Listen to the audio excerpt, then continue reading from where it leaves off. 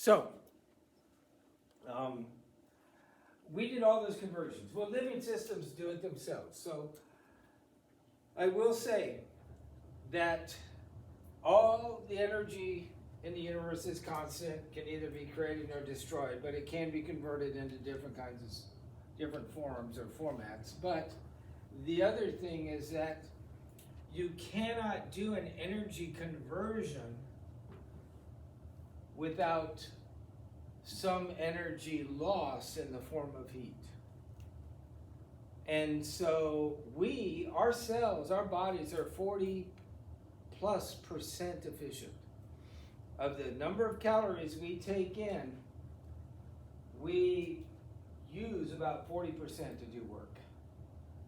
Make chemical bonds, convert to other forms of energy, move around, talk, think, listen, do, breathe, pump blood, do the things that living things do. And that's very high efficiency as engines and motors and devices go. The average car, and your book points this out too, is about 30% efficient. You put a tank full of gas in the car, and after 100 years of having automobiles, we're what? Only 30% efficient. 70% of the energy in that gasoline is lost as heat. They've tried to, I guess, make it roll better and more energy efficient and get more miles per gallon, but they can't, because when you convert energy, you lose some. And there's different ways of, this is the first law. Okay. I came prepared tonight. I'm gonna pick all these up, throw them away, and put these up. Costco. So, This is great. Costco or Sam's for all. I love Costco. I'm a Costco person, but then I moved to Arkansas. Now you have to be a Sam's. I do like Sam's too, but anyway. The second law is that energy is lost as it's converted. Another way to do that is everything tends to become more random. The trend is toward randomness, or the total amount of entropy in the universe is always increasing. The analogy is, my kid's room. It's always heading toward randomness. And if you want to avoid randomness, keep it ordered and with a defined structure, you need to put energy into the system. Well, it may not seem like it, but our bodies, our cells, every part of us is exquisitely ordered to do what it's supposed to do. And it takes energy for them to do that. So, here is solar energy. That is electromagnetic radiation. Some of it is converted to heat, warms up the earth. I have it in my notes, a significant portion is reflected off of the cloud cover and the surface of the earth, the polarized caps and reflective surfaces. A great deal of it is absorbed. 2/3 of the earth is covered in water, so a lot of it goes to heat up the oceans. A lot of it heats up the atmosphere. Of the 30% or so that impinges on the earth, very little of it is actually absorbed and used for solar energy or even photosynthesis. I drive through Arkansas, I see all these great forests and everything. Less than 1% of the sun's energy goes toward photosynthesis and creating all these forests, all of these trees. It's gonna be summer. I was already noticing my grass in my yard needs mowing. It's man against Mother Nature, and Mother Nature always wins in the long run. That grass is gonna grow faster than I can cut it, and I can keep my one little area organized the way I want it to, but I have to put energy into the system to fight that randomness. But these mice, I don't know. These moose, I think it's a singular and plural word. They are eating the plants, which did photosynthesis to fix the carbon in the atmosphere to sugar and other materials. So they did a conversion of solar energy to chemical energy, and then the moose eats that. Some of it's lost its heat in every step and converts it to kinetic energy by moving. There's a little more to the process, and that's what we're going to do the next 2 weeks. So, first law, energy can be either created nor destroyed, but can be changed from one form to another, or it's also known as the law of conservation of energy. Energy is conserved, and the total amount of energy in the universe is a constant. Second law, also known as the law of entropy. Disorder, randomness increases.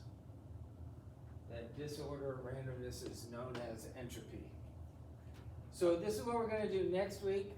We're going to look at this process of how the sun takes carbon dioxide from the atmosphere and water. Both of those are in the atmosphere. A lot of water in the atmosphere if you're in Arkansas. And then they are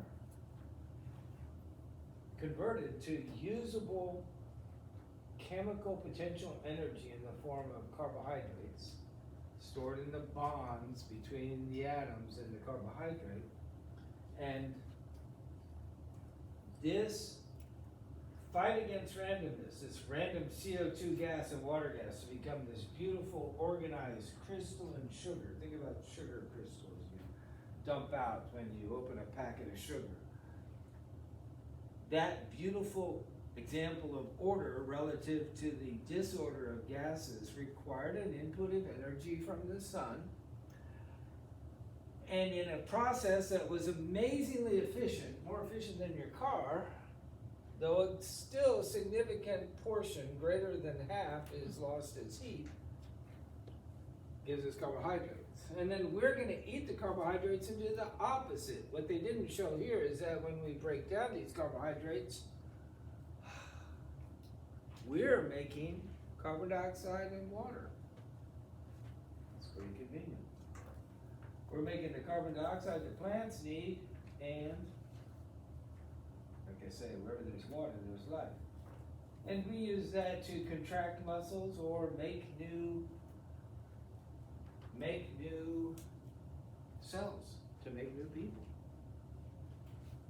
Like I said earlier, I've made 10 of them. So the glucose and carbon dioxide and water, that's what we're going to spend the next 2 weeks on. We're going to look at first converting water and carbon dioxide to glucose, photosynthesis, and then respiration, taking that glucose and breaking it down to carbon dioxide and water. You know, in your breath, you know there's carbon dioxide in there, and you can fog and mirror, and you can see this is much more organized, much more beautiful than the random, smaller, bouncing molecules. And we're using energy to create, for example, a gradient. Instead of a random distribution of protons, we have created a gradient where we bring the protons all to one side of the membrane. And this is going to become important when we talk about photosynthesis and mitochondria, but I'll leave it for now. This side's all plus, plus, plus, plus. Here's my lipid bilayer. And if I bring all of these positively charged H pluses and make this inside more acidic, of course, this would rather be randomly distributed, but it's not. But in so doing, I've created what we call a concentration gradient or an electrochemical gradient, because chemically this is more hydrogen ions on this side, and electrically there's more positive charge on this side. I made something with a negative side and a positive side. I've made a battery. capacitor, really. So, metabolism is all the reactions in the cell. When you have a chemical reaction, you start with a reactant and make a product. A goes to B.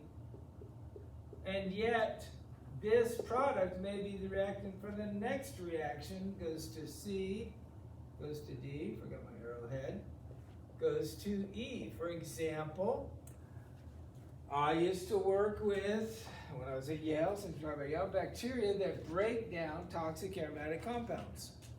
They would take something like benzene and toluene, both very carcinogenic, or benzoate, which isn't bad for you. In fact, if you have a Coke, you're drinking it now.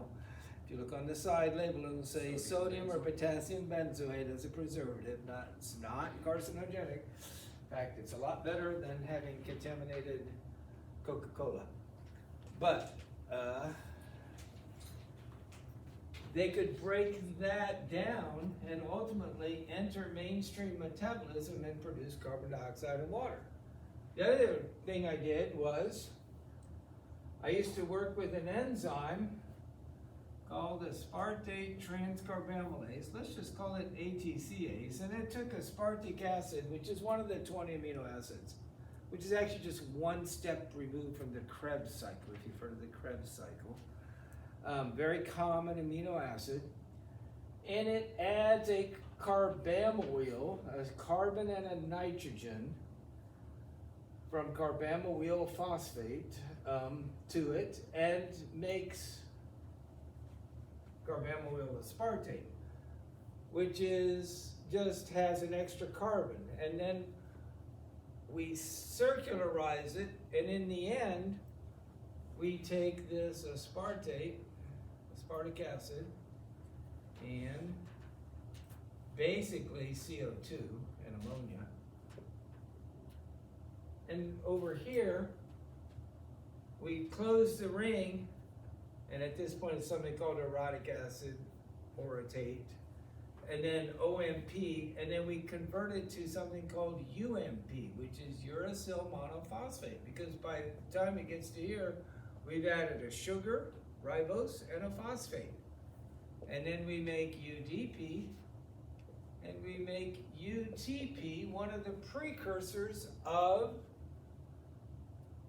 DNA. I mean, well, this one goes into RNA. This one goes into RNA. And at this step, we can also make thiamine triphosphate. We typically call it DTTP because it's a deoxyribose one, and this goes to DNA. So I was looking at this long pathway that in a series of, my point is twofold. I need that later when I talk about regulation. And we start with very simple things, and we slowly put energy into the system and make them more and more and more complex. And we build things up. And we build those organic molecules from chapter 3 with the inorganic molecules from chapter 2, the carbon dioxide and the water. And then we take those molecules from chapter 3, the phospholipids, the triglycerides, the cholesterol, and we make the complex structures we learned about in chapter 4 that you're going to have a test over in 2 weeks to make a cell membrane, along with some other cellular organelles, and we put them all together and we have a cell. That's as far as we're going, without any details. Go take A and P, and you'll take those cells and you'll make tissues. And then you'll make those tissues and make organs. And then you'll look at organ systems. So, we're just talking about cells in this class, but in that class you'll talk about bone cells, osteocytes, and muscle cells, myocytes, and nerve cells. They're called neurons, not neurocytes. But even like the osteocytes, you have ones that your bone is constantly being formed and reformed. And then if there's an injury, you shift toward forming. Unless it's an injury that has lots of deformation, then you may have still a lot of destroyers on it. So we have what we call osteoblasts and osteoclasts. The osteocytes become osteoblasts, which make bone, and osteoclasts, which degrade bone. Sometimes they don't get it right, sometimes they do. Lots of interesting aspects about control. So I know this seems advanced and hard, and yet we're just scratching the surface. So, I do want to talk about, you probably thought of exothermic and endothermic reactions. Some reactions, when they occur, heat things up. Those little heat pads you take when you go out hunting, if you're a hunter, or if you've ever felt them. Or the cold packs you break open. Chemical reaction occurs, and it's an endothermic one. Heat comes into it. It absorbs heat from its surroundings, so it feels cold. And the ones that warm up, give off heat, feel warm. Exo means outside, and gonic refers to energy. So when you talked about endothermic and exothermic reactions, we were talking about the heat. This is just the energy in general, although thermal energy is one type of energy. So that's what the ender and exergonic reactions mean. And I have something interesting in here that I wasn't able to correct, so I'll show you that. Anyway, I said that when we made ATP, it is the energy carrier of the cell. And let me see if I can do this right. A house with a garage.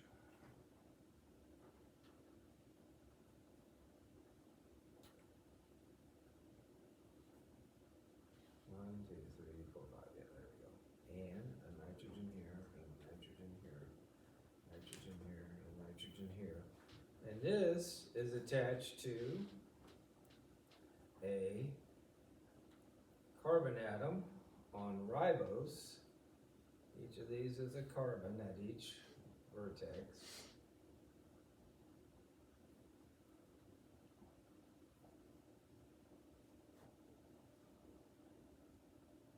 One, two, three.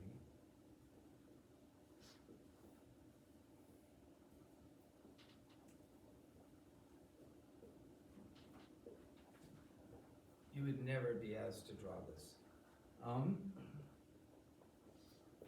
Lots of nitrogen in this compound. Lots of double bonds. And an OH here. This is ribose, the sugar. These first two bonds, if you look, there's all kinds of negative charges, 4 of them, all repelling, all wanting to spread apart and get away. And this bond here and this bond here are what we call high energy bonds. And one way you get a reaction that may not occur to occur, like adding these together, is to break one of those bonds. So this is actually held together in a compound called carbamyl phosphate that has one of these on it, that it's like paying your ticket, you know, it's ticket please, and it breaks that bond and gives it enough energy. Think in terms of first and second law. These won't go together because they're random here and it takes energy to get them together here. But this is ordered and structured to the point where it wants to fall apart. And it will do so spontaneously. And you can't, for example, eat ATP and have a lot of energy. Because as soon as this hits your stomach, or really even your saliva, these are going to fall apart. But this ATP, adenine ribose, and 3 phosphate groups is the universal energy carrier in every living thing on earth. Plant, animal, protist, microscopic, everything. Okay? There is no substitute. It is it. And what I was just talking about is called a coupled reaction. We can make a reaction that might not go, an endergonic reaction, that requires an input of energy, by coupling it with the hydrolysis, removing that phosphate group, first or the second one, usually just the first one though, the end one, by breaking down the ATP. There, same thing I drew. This bond between this one and this one is sometimes drawn as a squiggle to indicate its high energy status. That's because there's all kinds of negatives around them that make them very, very prone to falling apart. See, there's negatives on either side, negatives on either side. Oops, this one's not a high energy bond. When you get to chemistry, ask me and I'll tell you the difference. But it's high potential energy. Now, here's where I went, what? They should have hired me to proof their slides. Now I gotta write them. Problem is, this is the old one. I'm sure they've corrected it. And if anybody has their book with them, if you look in your book on whatever page it is, or a little after page 100, you will see it is labeled correctly. But if you go to my slides, this is an exergonic reaction. This is releasing energy. This is wrong. See, what I used to do was write them and they'd say, oh, will you review our book for the next time? And then they'd like give me $250 to review their book. Which, if you look at this book, going over it word for word, that $250 ends up being about 50 cents an hour. So it's not worth it. So I don't do it anymore. But I do like to report them. But if you look, you'll see a list of people, including some people I know, that are, for example, Mark Long, right there at the end, are people who review the content, if they're working in the field, or if they're, you know, my specialty was editing out editorial errors like this and not being careful. But this is an exergonic reaction, okay? That means it releases energy when you break that phosphate and you turn ADP into ATP. And by the way, this should say, if you break down ATP adenosine triphosphate and you break that last phosphate off, we just call it inorganic phosphate, but you're breaking this off right here with water, hydrolysis. What you end up with is ADP, 2 phosphates, adenosine diphosphate. I didn't check that. So there's several mistakes here. Let me check your book. They said that, and I really need to write them. It's on page, no, they say ADP there too. I don't know how. It's on page 103. This is wrong. This should say ADP. In the book it says ADP. Yeah, the book's right. The book is right. I checked because I went straight to the book because I know this picture's in the book. So now it's ADP plus PI, but and then, you know, this is an endergonic reaction. When you put energy into the system to make ATP, as we're going to do in photosynthesis and in respiration, we are going to do an endergonic one. So that is energy metabolism. But I'm not done. But I'm not going to take the whole 25 minutes, but I want 10 more minutes. So I told you to get out early today, because I couldn't get to the lab. and I never know how long a test is gonna take. And y'all are very decisive, is all I can say. You either know it or you don't, you just, you put your answers down and you put it out there and that's it. So I was the same way. Whether I'm at 100 or a 50,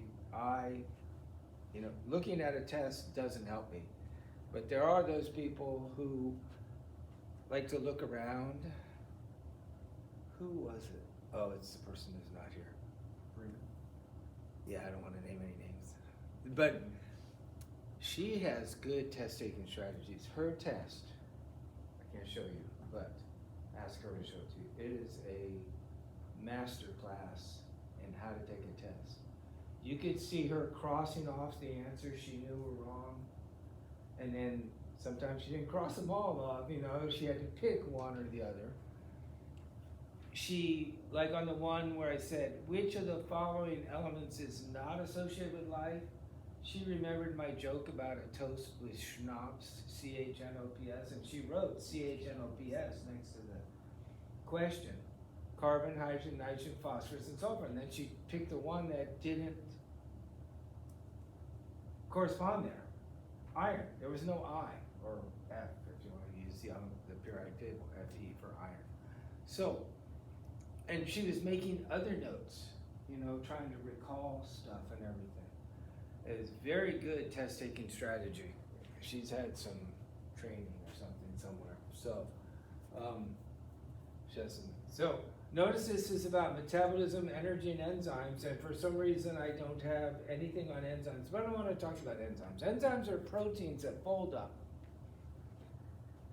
and assume a tertiary structure.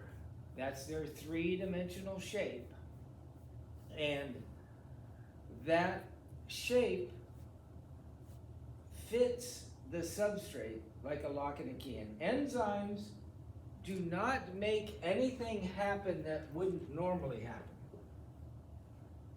It's just they increase the rate of the reaction. You can wait around for 1,000 years for this reaction to happen without an enzyme. But this enzyme, ATCase, aspartate transcarbamylase, has an active site where those molecules bind. Some people call it hand in glove. Your book calls it lock and key, which I prefer. And they fit into and bind to the protein. Sometimes we describe it as a constellation of hydrogen bond donors and acceptors. It's a perfect lock and key fit. And then, but it brings this up close to this, and it may, upon binding, maybe move a little bit and stretch those bonds so that they're very labile or something. There are a variety of mechanisms for these things to happen. But the point is, there are these protein subunits that facilitate the reaction. They're catalysts. They're not consumed in the reaction. And they work, if you want to read your book, by lowering the activation energy. If I have hydrogen and oxygen together, I can have a balloon full of it and nothing. If I come back in 1,000 years, they'll combine and go to water. But I can make it happen like that if I add some activation energy, a spark. And then very explosively, the hydrogen and oxygen will combine to form water. But you can also do that on a surface of a catalyst or with an enzyme, that can function to bring these together. And we do a series of small modifications that facilitate these reactions occurring. So the important concept about the enzyme is it speeds up the rate of the reaction, and it does so by lowering the activation energy, the energy hump you need to get over for the reaction to occur. Because, this will happen naturally And if it won't happen naturally, you can couple it and put some energy into the system, the hydrolysis of that. But even that, you would never get them all joined together in the right place to make the compound that you want. And I wrote that whole pathway up there so that I could do the regulation of enzymes. And there are not as many ways to regulate enzymes as there are enzymes, but there's a bunch of ways to regulate enzymes.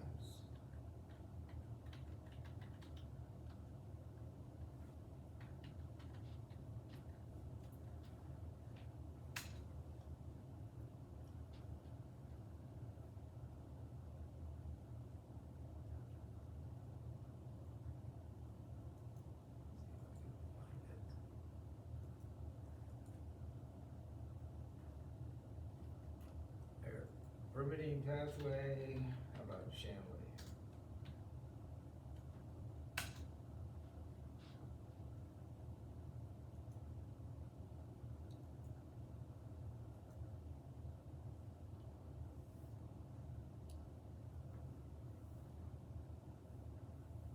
This is one of my students.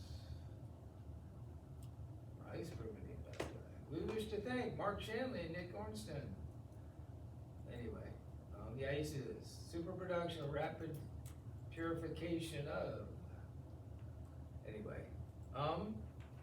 see if I can find something simple. Probably not, because this isn't very simple, but this is National Library of Medicine Gene Bank, because here's what happens. ATP and these things come together to form it. I'm just looking for why I'm listed here, because I did the genes from several other related bacteria. Worked with Nicholas Lansdorf, I know him well. Here's the pyrimidine pathway.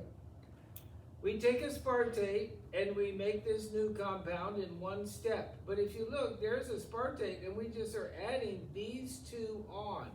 And then if you put it into a ring structure, it forms a ring, first dihydroorotate and then orotate. Don't worry about these names, which becomes OMP, which becomes UMP, uracil monophosphate. Doesn't that look like, well, there's a pyrimidine here instead of adenine. And then we make UDP and UTP, and that goes straight into RNA, okay? Using some of our stuff. Anyway, and Tom West, who's now at the community college, Texas A&M branch in Paris.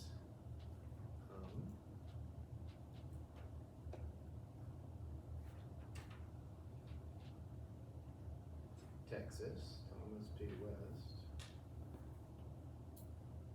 In fact, if you look there, I published with Tom West. Uracil metabolism with Mark Shanley. In fact, I was the principal author on that one. But anyway, I'm just showing you that I used to work with this stuff, and this stuff is important because there are different ways to regulate these, and I want to talk about them briefly because your book does and it's important. It's going to become important later when we control things, because we may not always want to make UTP. In fact, if we eat a big steak and we eat lots of RNA, we may not want to make any because we got it out of our diet. So we want to shut this off. So, and by the way, UTP in one step goes to CTP. And that goes to RNA and DNA. And so there's this thing called, if you have a metabolic pathway, some regulation for it called feedback inhibition. If UTP and CTP build up in the cell, individually or together, they come back here and shut off this first enzyme.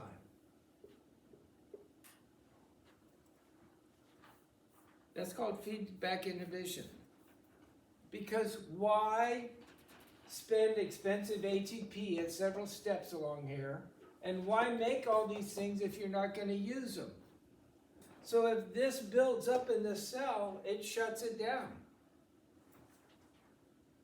But what if you don't have enough? Well, in addition to these, you have ATP and GTP, which go on to DNA and RNA.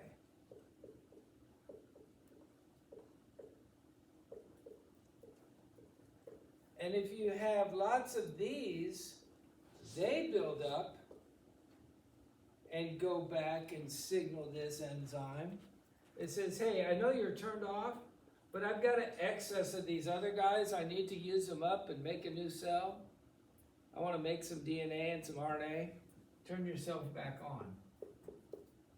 And so you have both positive and negative feedback inhibition. Maybe this isn't turning it off, maybe this hasn't built up yet, but this comes on and stimulates it and makes its activity increase. This is like a thermostat. Okay, warm enough, turn off the heater. Okay, you made enough, turn it off. By the way, the analogy in my notes with McDonald's is not my analogy. That's Robert Benjamin, Dr. Benjamin, who I taught biology with, and he put those into the notes. That's not the best analogy. But just a regular thermostat is a good analogy. This is called feedback inhibition. It comes back and inhibits it, but it's also called feedback activation if you have positive feedback. This happens this way. The enzyme has an active site where the substrates of the reactants bind, and it does the reaction. It catalyzes the reaction. The inhibitors and the activators bind to an other site. It's called the allosteric site. And as your book points out, allosteric, steric refers to stereochemistry or steric position, means site, and allo means other. Okay? So this is the other site. So there has to be a site for the end product. We could just call this A, B, C, D, E, F, G. This could be G, going back to do it. And when you feedback inhibit, couple of points, you don't just feedback inhibit to the previous enzyme. You might, but in a big complex pathway like this, you want to go back and turn the whole pathway off. Go back to the beginning. And you might say, ugh, what a weird, obscure pathway. This is a pathway for the synthesis of the precursors for DNA and RNA.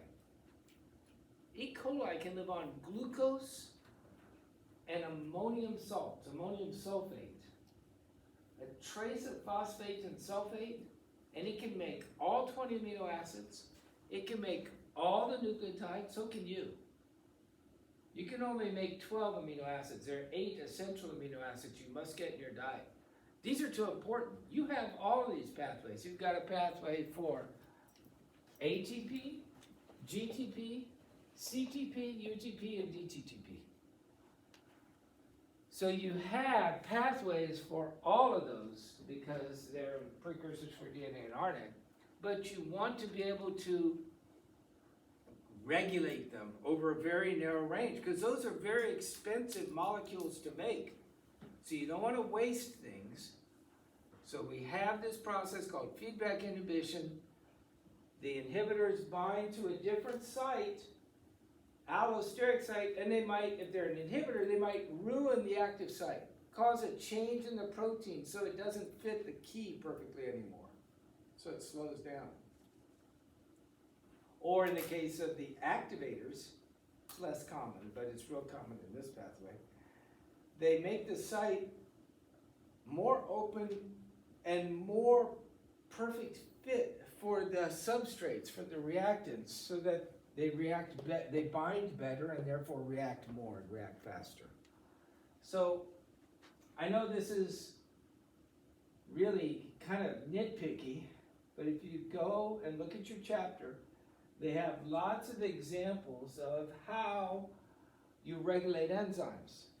They talk about how you may have enzymes with different pH optimum, so that the proteases that work in your stomach work at pH 2 or 3. And the ones that work in your small intestine to break down proteins, they're called proteases or peptidases because they break peptide bonds. That's the bond between amino acids and a protein. That's why another word for protein is polypeptide, by the way. That's on your test. But the proteases in your first part of your intestine, ileum, duodenum, those enzymes, all the bile salts come in there, neutralize the acid and raise it back up to a safe level. That way the really harsh acid is kept in your stomach, which is specially constructed to handle acid that will dissolve a nail overnight. It's really strong acid. It really is pH 2. Amazing what your stomach does. But those enzymes work at an optimum pH of 6 to 8 because by this time they've neutralized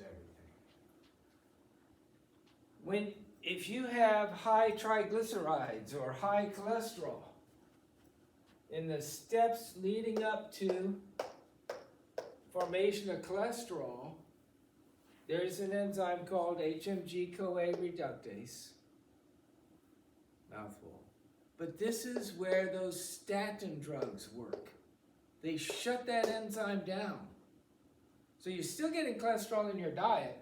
They'll probably tell you to stop eating eggs and high cholesterol fatty meats and eat more vegetables. But also you won't be making any endogenous self-made cholesterol because it's shutting down your synthesis of cholesterol or other things. You have a headache? You take an aspirin, what does it do?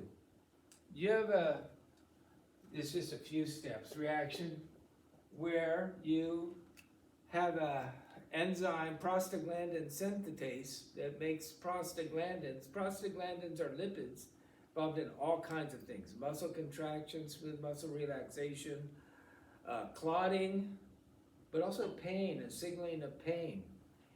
And the aspirin stops the enzyme that starts the reaction from the prostaglandins from inflammation going to be the neurotransmitters that cause the pain. Unfortunately, they also work with the prostaglandins that control clotting. So if you take too much aspirin, you're setting yourself up for a stroke. Unless you have too much clotting or you're worried about it. There's two kinds of strokes, right? The ones where something breaks and it bleeds out, and the other ones, and so you don't get any blood beyond where it's broken. But the other one is you get a clot, and it clogs it up, and that part of the brain doesn't get anything. That kind, along with some heart attacks, can be prevented with baby aspirin. I take a baby aspirin every day, 81 milligrams. Teeny tiny little yellow pill. $4 for $365 at Costco for a year's worth. I just saw my cardiologist last week, by the way, Dr. Willis in Pine Bluff. He gave me a year to live because he made an appointment for this time next year. So he must know I'm going to live at least a year, right? So, anyway, that aspirin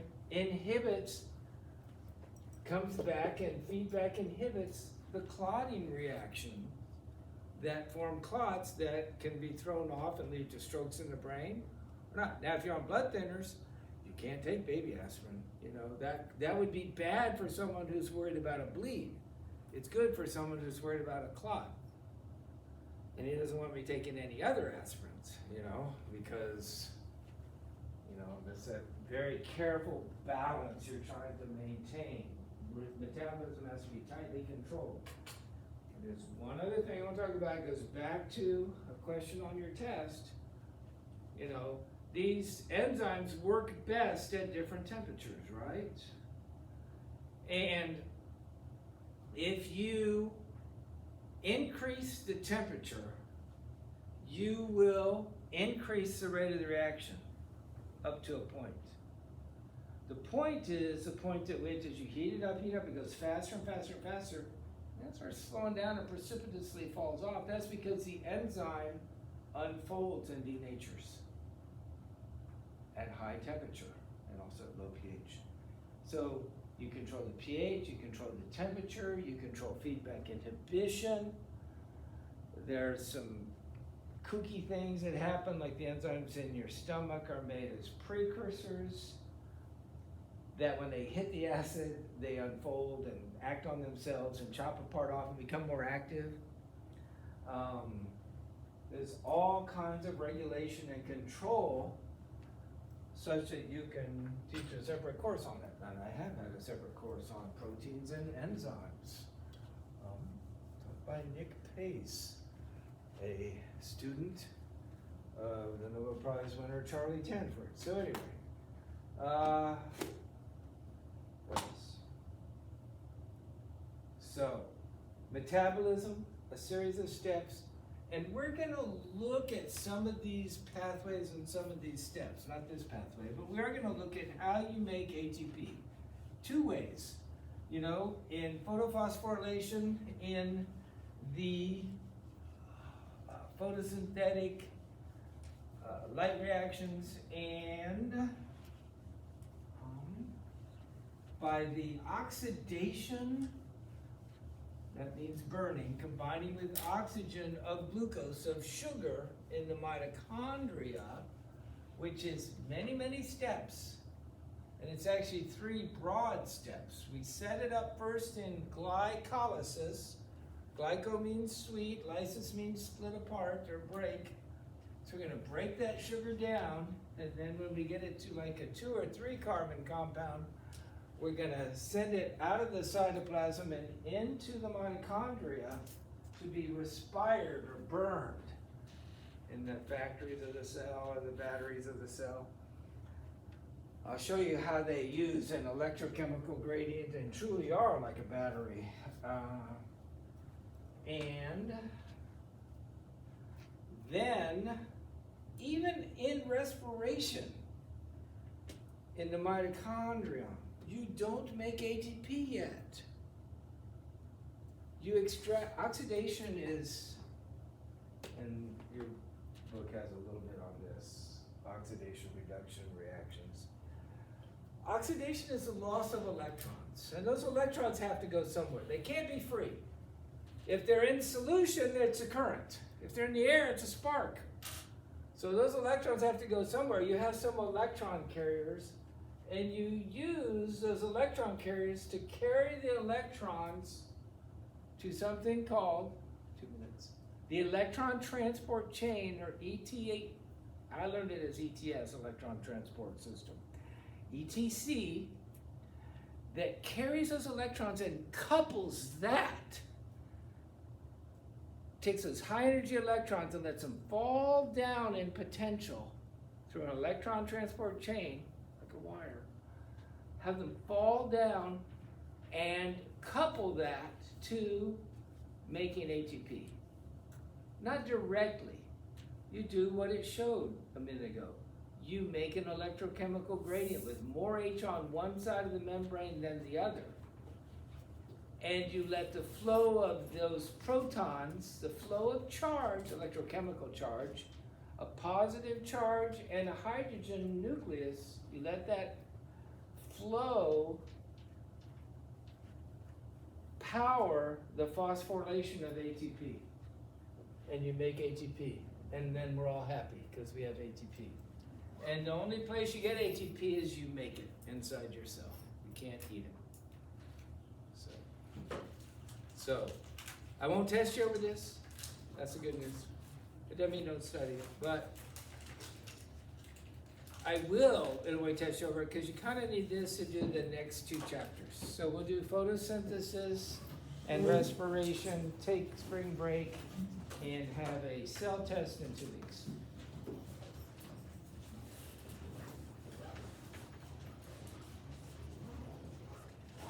And now you owe me, so we have to stay till 10 o'clock next month. I'm kidding. You should know my sense of humor by now. Mark was like, I don't know if he's kidding or not, but I'm not staying. You said you had a year to live in or almost sort of time. You should have done that. He gave me a year to live. My cardiologist gave me a year to live. He Like, made an appointment for literally? next year. Doctor saying So-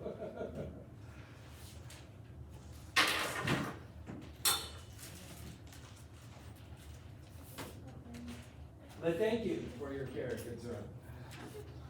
It'll be nice to do this.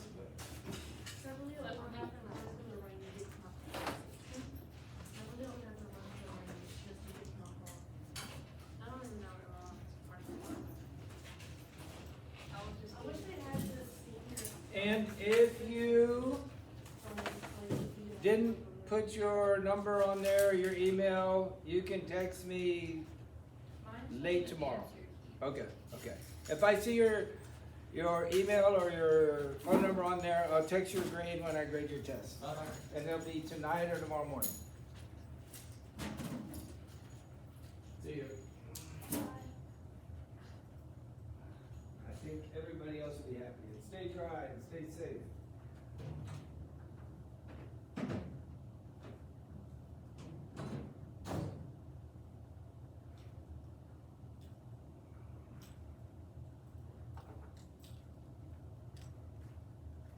Stop.